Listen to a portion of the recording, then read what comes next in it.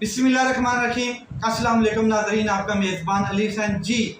Islamabad high court में बड़े अहम केसेस की आज समाअत होती है। नंबर एक तो तोशा खाना के जो नए इमरान खान साहब और बुशरा बीबी के ऊपर केस बनाए गए हैं उनकी समाअत हुई है। और नंबर दूसरा कि जो पाकिस्तान तरीके इंसाफ के साथ एक ख़ास किस्म का प्रैंक किया जा रहा है, माहौल किया जा रहा है, उनको ना जलसा करने की इजाज़त है, ना धरना देने की इजाज़त है, ना जुलूस निकालने की, ना रैली, कोई भी इवेंट करने की इजाज़त नहीं दे रही। और कौन नहीं दे रही?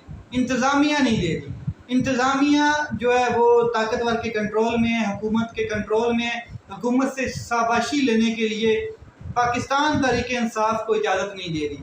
अब उसके ऊपर आज डिवीज़नल बेंच ने समाअत की है और समाअत थी जो तौहीन अदालत की दरख्वास्त थी। उसके ऊपर तौहीन अदालत मतलब कि पहले भी चीफ जस्टिस आमर फारूक साहब ने ये इंतज़ामिया को कहा था कि आप इनको जलसे की इजाज़त दें, लेकिन उसके बावजूद जो डीसी है उसने इजाज़त नहीं दी और जलसा नहीं करने दिया।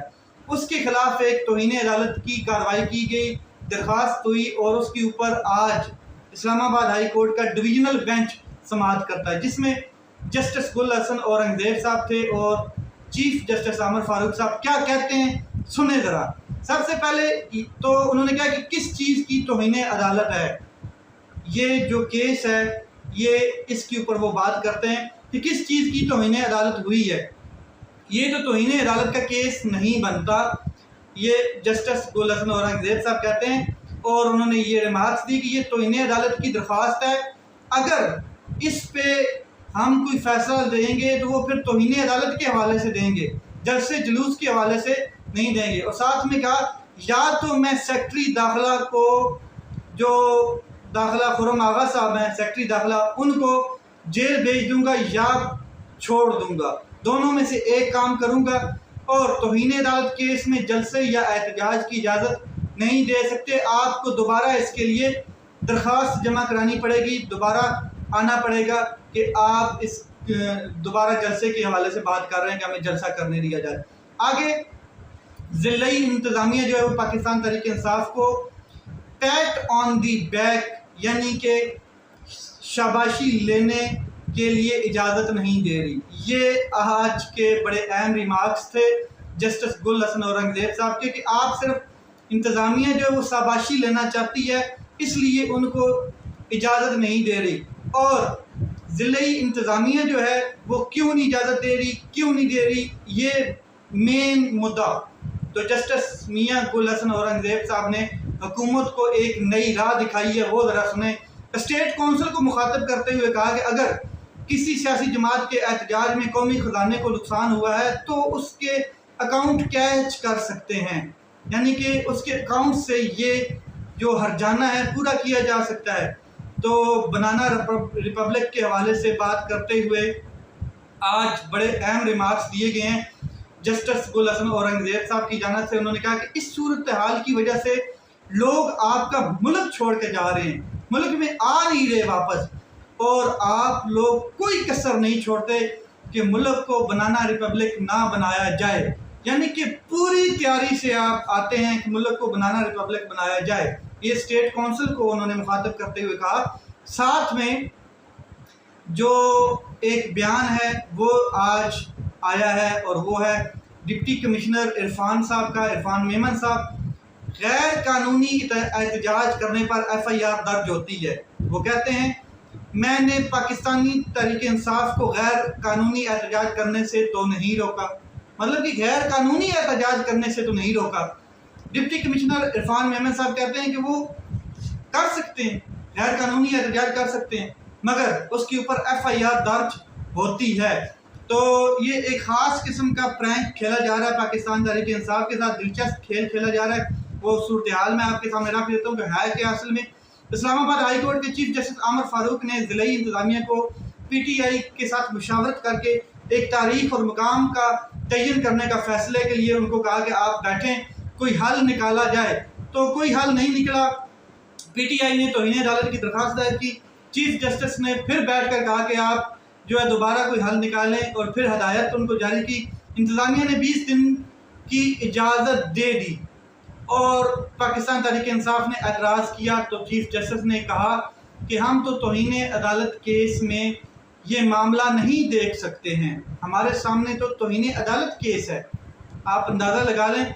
और चीफ जस्टिस कहते हैं कि आप रियासती मशीनरी हैं, जो डीसी इस्लामाबाद हैं उनको और स्टेट काउंसिल को कहा गया कि आप रियासती मशीनरी हैं, हुकूमत की नहीं।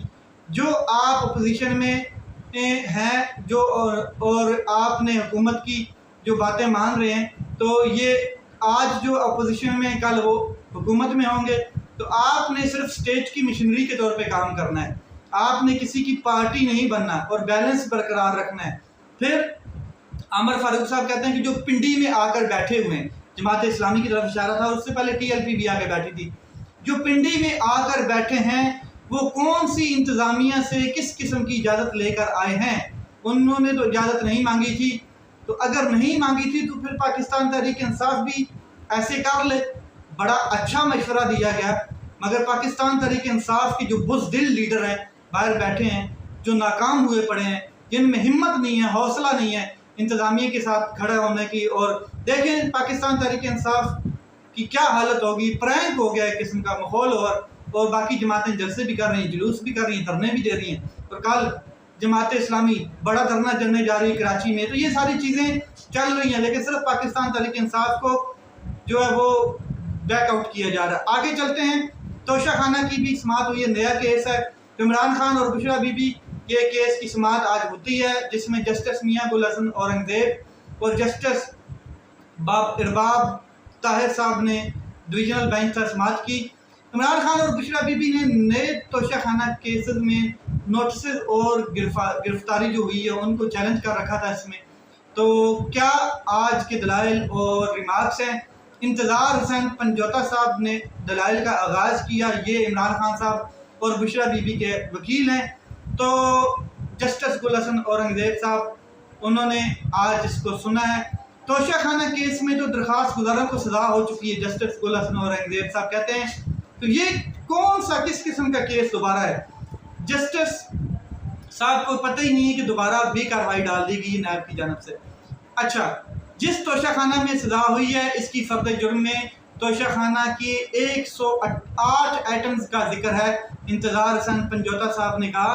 फिर उन्होंने कहा कि इमरान खान और बुशरा बीबी का 8 अगस्त तक का रिमांड दिया गया है। ये क्या केस है? जस्टिस गुल हसन औरंगजेब साहब कहते हैं ये क्या केस है, किस किस्म का केस है? ये तोशा खाना का केस है। वकील इंतज़ार पंजोता साहब कहते हैं तोशा खाना में जो सजा हो चुकी है, क्या उन्हीं तोहफों पर, उन्हीं जो तहाइफ हैं, गिफ्ट पर इंक्वायरी शुरू होगी दोबारा? तो क्या ये बयान दुरुस्त है कि आप तहकीकात ज्वाइन नहीं कर रहे? जस्टिस गुल हसन औरंगजेब साहब ने कहा, तो इंतज़ार पंजोता साहब ने कहा नहीं ये बात दुरुस्त नहीं है, हम ज्वाइन कर रहे हैं। तो यहाँ पर आखिर में उन्होंने कहा कि अगर नायब ने अगली समाअत पर आकर ये बात कर दी कि आप इन्वेस्टिगेशन ज्वाइन नहीं कर रहे, तो हम आपकी ये दरख्वास्तें मुस्तरद कर देंगे। तो इमरान खान और बुशरा बीबी की दरख्वास्तों पर नायब को अगले हफ्ते यानी कि जुमरात वाले दिन 8 अगस्त को नोटिस जारी कर दिए गए हैं। आगे चलते हैं, 3 रुकनी कमेटी चीफ जस्टिस काजी फैज़ी साहब की सरबराही में अरशद शरीफ के कत्ल केस के ऊपर आज उन्होंने समाअत की है, एक किस्म की बैठी है। और 3 रुकनी कमेटी ये चाहती थी कि ये जो मामला है किसी लार्जर बेंच के सामने जाए, जिसमें 2 जस्टिस मुनीब अख्तर और जस्टिस मंसूर अली शाह साहब, इन्होंने ये फैसला किया है कि 5 रुकनी लार्जर बेंच के सामने अरशद शरीफ के कत्ल का फैसला जाए और समाअत हो और बेंच बने। लेकिन काजी फैज़ी साहब चाहते थे कि जस्टिस मंदोखेल साहब जो हैं, जमाल खान मंदोखेल साहब, उनके सामने 3 रुकनी बेंच जो है वो सुने ये केस। तो काजी फैज़ी साहब ने यहाँ पर भी मुखालफत की है, लेकिन एक बात तो उनको महसूस होती होगी कि M practice and procedure bill के हवाले से उन्होंने बड़ी बड़ी बातें छोड़ी हुई थी कि हम जमहूरियत पसंद हैं, ये जमहूरी केस है, हम जमहूरियत चाहते हैं, अदलिया में भी जमहूरियत होनी चाहिए। आज उनको अफसोस होता होगा कि मेरी तो बात नहीं मानी जा रही। जस्टिस मुनीब अख्तर और जस्टिस मंसूर अली शाह अपना फैसला सुना के बेंच बनवा देते हैं और मैं बीच में तनहा रह जाता हूँ। आगे चलते हैं, अदालतों के मामला चल रहे हैं सारे। तो सबसे पहले chief justice Lahore high court जो है आलिया नीलम साहिबा, उनकी तकर्री जो सुप्रीम कोर्ट ऑफ पाकिस्तान में चैलेंज हो गई है और सीनियरिटी असूल के खिलाफ चीफ जस्टिस की तकर्री गैर आईनी है। अल जहाद ट्रस्ट केस में सीनियरिटी पर्सन तय हो चुका था और अदालत जो है तैनाती के लिए कालदम करार दे। ये जो तैनाती हुई है आलिया साहिबा की, नीलम की, इनकी तैनाती को कालदम करार दे। और ये दरख्वास्त जो चैलेंज की गई है इनकी तकर्री, वो बार कौंसिल के 6 मेंबरान ने पिटीशन तैयार की और उन्होंने मौक़िफ़ इख्तियार किया कि जूनियर तरीन जज को कैसे chief justice Lahore high court बना दिया गया। आखिर में आपके साथ एक चीज़ शेयर करना चाहता हूँ कि ख्वाजा आसिफ ने आज एतराफ़ कर दिया रजीम चेंज का और उन्होंने बताया है कि जनरल फैज़ हमीद के साथ हमारी 2019 में मुलाकातें शुरू हो गई थी और उनके ससुर के घर में मुलाकात होती है और इमरान खान साहब के हवाले से उन्होंने कहा कि अब हमारी इस्टेब्लिशमेंट की बस हो गई है, अब आप तैयारी करें हुकूमत की। तो ये ख्वाजा आसिफ साहब ने बिल्कुल वाज़ह कहा कि एक्सटेंशन जब हम दे रहे थे बाजवा को तो हमने उनसे बात की कि हमें इसके बदले में कुछ नहीं चाहिए, लेकिन अगर ये चीज़ें देखी जाएँ तो बदले में तो बहुत कुछ मिला। एक्सटेंशन के बाद रजीम चेंज हुई, इनको हुकूमत मिल गई, नवाज शरीफ ड्राई क्लीन हो गए, इसहाक डार ड्राई क्लीन हो गए, सारे जेलों से बाहर आ गए, वजारतें संभाल के बैठे हैं, इलेक्शन लड़ा और फार्म 47 पे जीत के बैठे हैं, फार्म 45 वालों को रगड़ दिया है। अभी भी इनको एक्सटेंशन के बदले में ये कहते हैं हमें कुछ नहीं चाहिए था, दिया गया तो इनको बहुत कुछ है। लेकिन इमरान खान साहब के साथ डील के लिए जो शराइत हैं वो मैं आपको बता दूं कि इमरान खान साहब को क्या कहा जा रहा है। इमरान खान साहब को कहा जा रहा है कि 2 साल के लिए सियासत छोड़ दें। हरगिज़ नहीं, इमरान खान साहब कहते हैं खामोश होकर बैठ जाओ और रजीम के खिलाफ मत बोलो, हरगिज़ नहीं।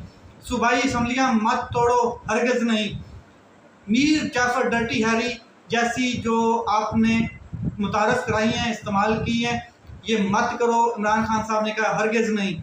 फ़ौज पर कातलाना हमले का इल्ज़ाम वापस ले लो, इमरान खान साहब ने कहा नो। यहाँ पर 1 साल के लिए बनी गाला में नज़रबंदी इख्तियार कर लो या बच्चों से मिलने लंदन चले जाओ, तो इमरान खान साहब ने कहा एब्सोल्युटली नॉट। आगे 9 मई की मजम्मत करो और अपने कारकुनान और लीडरों को बरतरफ कर दो, एब्सोल्युटली नॉट खान साहब। आगे इलेक्शन का बाइकाट करके मुकदमात ख़त्म करवा लो, इमरान खान साहब ने कहा एब्सोल्युटली नॉट। आगे पीटीआई के ऑफिशियल अकाउंट जो हैं उनके बारे में बात की गई है और वो कहा गया कि उनको भी जो है वो बंद कर दो, तो इमरान खान साहब कह रहे हैं एब्सोल्युटली नॉट। चुपचाप नई असम्बली चलने दो, इमरान खान साहब ने कहा एब्सोल्युटली नॉट। तो इमरान खान साहब से पूछा गया कि आप क्या चाहते हैं, इमरान खान साहब ने कहा कि मैं सिर्फ ये चाहता हूँ कि आप न्यूट्रल हो जाएं। तो इमरान खान साहब से कहा गया तो न्यूट्रल तो जानवर होता है, आप तो कहते हैं जानवर है। तो इमरान खान साहब ने कहा नहीं, आप सियासत से दूर हो जाएं, सियासत से बरतरफ हो जाएं और सियासतदानों को सियासत करने दें। ये सारी अपडेट्स आज की आपके सामने मैंने रखी हैं।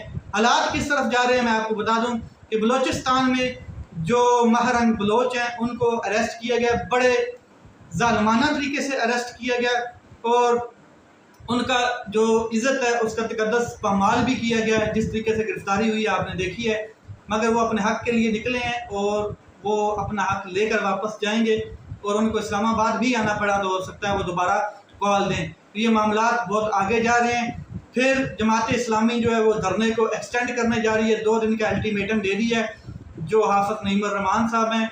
और पाकिस्तान तहरीक इंसाफ का जो सेक्रेटरीट, सेंट्रल सेक्रेटरीट है, उसको भी सीज कर दिया गया है, वहाँ से हर चीज़ चोरी कर ली गई है।